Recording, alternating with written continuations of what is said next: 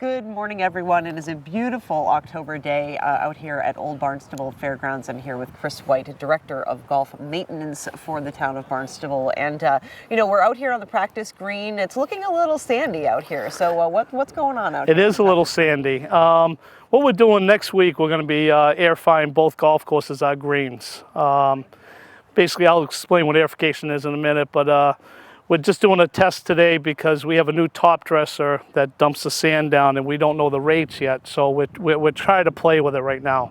But what we do, it's just a basic cultural practice is what we're doing is, if you can see, we're pulling plugs out of the green, okay? And what it does is relieves compaction, gets oxygen into the green, and then what we do is put sand back over it to fill in the holes, to basically to firm them up, so they're not so soft. So our whole goal is to really fill these holes in as much as possible. And then we drag away the rest of the sand. We just keep spreading around. And what we try to do this twice a year. Last few years, we've only done it once a year. So we're back on the routine. And probably every golf course you'll ever see does this every year. Exactly. So it's kind of interesting, as you know, I'm sure you have a big piece of equipment that kind of goes in and makes all the holes. They're all very nicely and evenly spaced. And putting the sand in, do you use sand specifically because for drainage purposes? It is. And some of these older greens, when they built them, probably wasn't the best material in there. So we're taking some of the bad material out and we're putting USGA spec sand into the greens, into the soil, and it just really helps with the greens. Great, and this is going to be done not just here at Olde Barnstable, but at Hyannis as well, is that true? Hyannis also, yes. We're waiting after Columbus Day is on Monday. We're doing Old Barney on Tuesday and Hyannis on Wednesday. Great. Tell me a little bit more about the process. Is this something that you kind of go from green to green to do? Is it just on the greens or is it on the fairways as well? Well, it's funny you say that. We actually have been aerating our fairways this week also. That's a lot slower process with the size of the fairways. We have about 25 acres of fairways, so it takes a lot longer. Greens, we have about 3.25 acres of greens, so it goes a lot quicker. But we started doing, I think we only have a couple fairways left, and it's taken us almost 2 weeks because with all the play, we try not to get in their way. Exactly, but of course, it's very important for people to know that there will be no play on the 13th here at Old Barney because that work is going to be done. There will not. Back in the day, we used to put temporary pins out in the fairway, but they didn't have much fun. So we just close it down. We bring both crews to one golf course. We do as fast as possible, and we take the crew from here, go to Hyannis on Wednesday, and go as fast as possible. Is it typical that this process is done this time of year, and is there a specific reason why? You know, it's funny. We used to do it in August when we had a lot more help.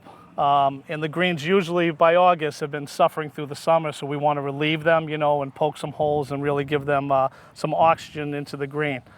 But due to financial reasons, we want to make the money now in August. We put it off. This is the latest we've ever done the greens. This is a first for us. Interesting, and hopefully the weather will stay. Is this something that you can do in inclement weather, or will you have to hold it off if it rains? No, if it rains, we're done. We're done. Yep, it's all done. Yeah, because the plugs get too wet, the sand won't dry. We've been waiting for the sand to dry now in this one shady area since about 8:30 this morning. Wow, yeah, it takes some time for the sand to dry, yeah, for sure. So anything else about the process? As we're looking, can you kind of describe a little bit more about what we're seeing here and, how it comes, there's sand all over the place now. Does it get sucked up at all, or does it just kind of get naturally absorbed back into the ground? So what happens is we have the holes. Our whole goal is to find a rate that we put enough sand on to fill the holes, and then enough sand just to fill the crowns of the plant. Okay? And if there's excess sand, we'll keep dragging it in. So we have a brush that you'll see here in a moment that we'll use for the first step. Tomorrow we go out with this cocoa mat, and what it is like a mat that you wipe your feet with going into your house. Sure. And then we drag it again, and that gets rid of all the excess sand. So there'll be a little bit of sand probably for about a week, but they won't know it. And greens mowers will pick up the extra sand, which kind of bums out our mechanics a little bit because it dulls the reels and they have to keep grinding them and get them the shop reels. That's right, but all important for the playability of the surface of the greens. Absolutely, And yes. That's really important. So this is a pretty big project. Any other big projects coming down the pike in terms of maintenance, things that you do over the fall and winter months to keep the course This is probably our biggest project, is try to aerate. After last winter with the season we had, it was awful. And we had snow till the middle of April, and we didn't get to aerate our fairways. So, and our fairways suffered a little bit this year. So This is key to do right now to open it up, make them healthy for the winter. In the springtime, we're going to be doing it again. But as far as major projects, aeration's it. Absolutely. Is there anything that you need to do to kind of prepare the greens if we are to have another winter like we did last year? Is there anything to do to kind of keep them safe, or is Mother Nature really in charge there? It's funny, we're going to try to spray with our spray rig this year on our greens. It's basically just like a type of a silicone, a coating to hopefully like a wax to cover up any ice that usually kills our greens. That's what happened to us this year. We lost a couple areas on greens, and we're going to try that spray this year to hopefully cover it up so it won't happen again. Awesome. Well, let's we don't know if we're going to be plowing off the greens. Last year we plowed off the greens with the machine. Hopefully we don't go through that this year. Yes, let's hope we don't have to do that. Let's hope, but you never know when it comes to winter. Well, Chris, thank you so much for filling us in about this. Looks great out here as always, and we thank you so much. Thank you very much. Thank you. Chris White, of course, is the Director of Golf Maintenance for Barnstable Golf. For Barnstable This Morning, I'm Sarah Colvin. So this is James Bentley. He's starting the top dressing process. What he's going to do is drop down enough sand to hopefully fill in these holes. And we went with smaller holes this year, so he won't need as much sand, we're hoping. But this is a brand new machine, so we don't know the rate yet on how much sand to put down.